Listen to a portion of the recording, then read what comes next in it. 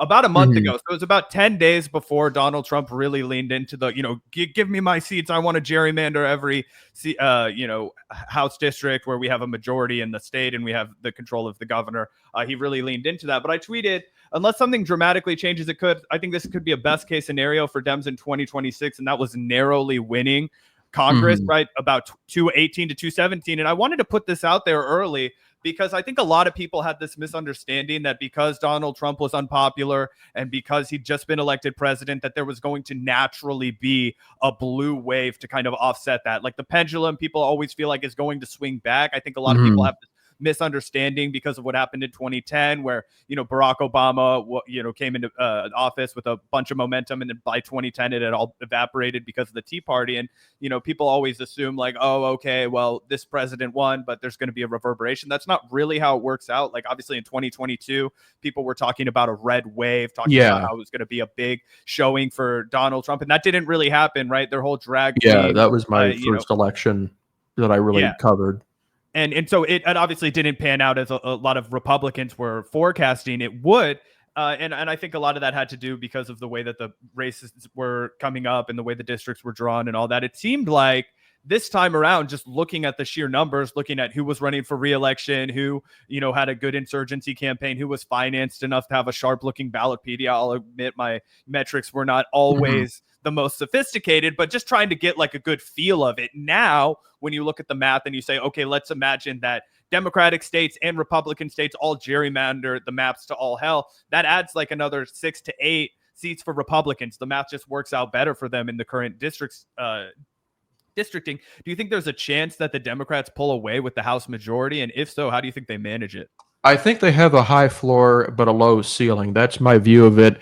And I think one thing that people haven't appreciated, because one of the dominant political discourses during Trump's first term was this idea that the biggest issue was unfair. This is like with the Stacey Abrams' biggest accomplishment, along with climate. This is one of the two things they talked about constantly during the 2019 primary season. It was all about gerrymandering. It was all about voter suppression. With this idea that like Democrats can win everything as long as they get as many people they want out to vote. And there was a bit of basis for that. Like in 2012, like in 2016, this was 6 years after the gerrymandering in 2010, where Republicans totally unilaterally just crushed it and basically rigged the map. Republicans had a tremendous map level advantage in the House. It was broadly considered to be just a flatly uncompetitive chamber. It was just rigged. The decisive seat in 2018 and 2016, this was a year Republicans won the House vote by, I think, about a point. The 218th most competitive seat, the one that would have decided the chamber for the Democrats, voted for Republicans by 12 points. So on that basis, Democrats would have needed to have won the House by 11 points, which is a larger landslide since, like, the biggest win at the national level that we've seen since Reagan in 1984, in order to just win a bare House majority in 2016. You could have reasonably assumed that the chamber was just out of play forever. And if that was still the benchmark in 2018, if they won that year by a lot, but they only won by 8 points, they still would have lost the chamber. It was gerrymandered like tremendously badly. But what happened that caused Democrats to not just win the House in 2018, but to win a large majority, was that there were massive coalitional shifts that took place in 2018. The maps that Republicans had drawn across the country in 2010 were predicated on the idea that they would continue getting the landslide margins with these rich suburbanites that they had before. This was very relevant because if you're a Republican and you're trying Atlanta to crack, problem. Yeah, the Atlanta problem. Democrats picked up 2 seats in Atlanta in particular that were supposed to be safely Republican when they were drawn in 2010.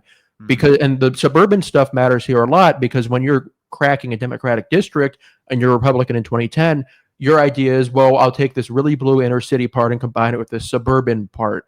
And you're going to expect the blue inner city part to vote really blue and the Republican area to vote really red. But when you're at the point where the suburban districts are shifting really hard to the left very fast, there's no backup of any territory that's remaining steadily in your favor or maybe shifting in your direction anywhere in that district.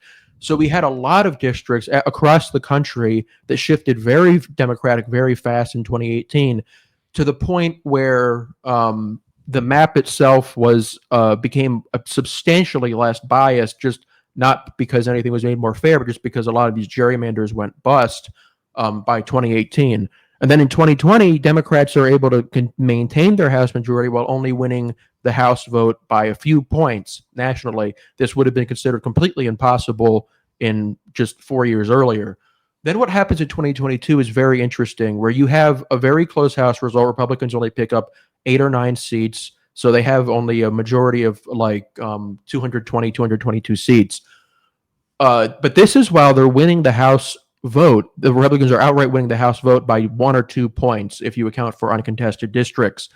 This is, for the first time in a very long time, Democrats could have outright won the House majority while losing the national popular vote in 2022. And this happens again in 2024. Democrats only come 3 seats away from winning the House majority. They're only a couple thousand votes away from winning an outright majority and flipping the chamber, while they're losing the national vote by 1 or 2 points again. So the party that actually has the map structurally biased against them isn't Democrats, despite all Republicans have done with gerrymandering so far. It's actually the Republicans that could have stood to have lost while winning. So the map that you're showing there is, it was probably the best case scenario for Democrats in 2024. And the thing is that partisanship is likely to change a lot since then. Even if you factor in a pretty maximally strong year of gerrymandering for Republicans, you can only shift the tipping point seat in their favor from being about something Democrats could win while losing nationally by 1 point to a seat they would have to win by 2 or 3 points nationally to win that seat to get. So like the benchmark for Democrats, well, going based on 2024 margins, would change from you have to only lose by 1 to you have to win by 2 or 3. That's a shift. It means that like if it becomes a very close midterm, that could be very consequential, but it's nowhere near the kind of rigged level that used to exist at a national level. And if Democrats they're already at this point polling around D+4, D+3, D+4. They've seen their numbers gradually go up over time after they started out right behind earlier this year. Even if you just give them a D+4 year, which would be pretty bad for like how unpopular Trump is, and given that Democrats haven't had like chronic recruitment issues like Republicans have, they would still probably be able to win the House. Is down in pretty much across the board, right? That was reported by the New York Times maybe like 3 or 4 days ago. Like they pointed out to like 12, 13 key states, and Democratic registration to vote was down in all of them. Do you think that that'll, kind of impact the turnout? Well, that's something that's already baked in. That was already the case in 2024, and they nearly won the House, even that being the case. The thing with voter registration is that it's largely a lagging indicator.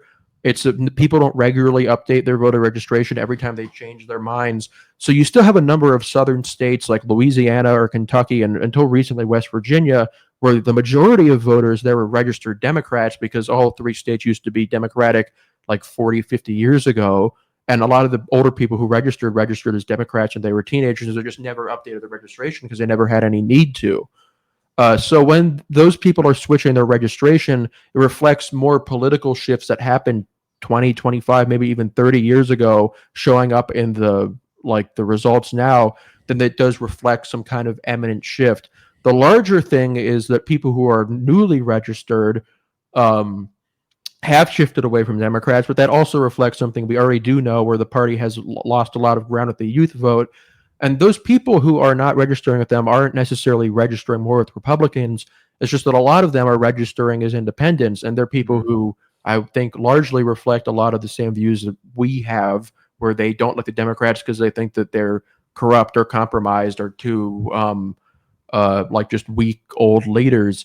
And so we've seen in a lot of cases that the Democratic voter registration edge has gone down, but they've still been competitive or winning in these states anyways, because they're winning a lot of independent voters who would have otherwise picked their party. To the extent that it like really reflects something, it reflects problems that already exist. But if you're looking at the state of play now, it's something that you could kind of already price in, so to speak. Interesting.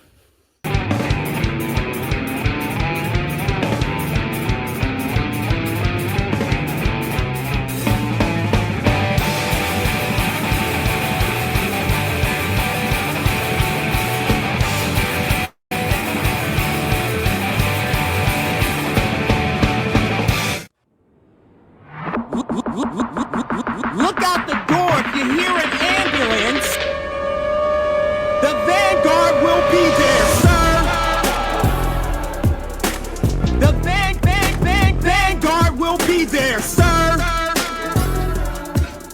The vanguard will be there, sir.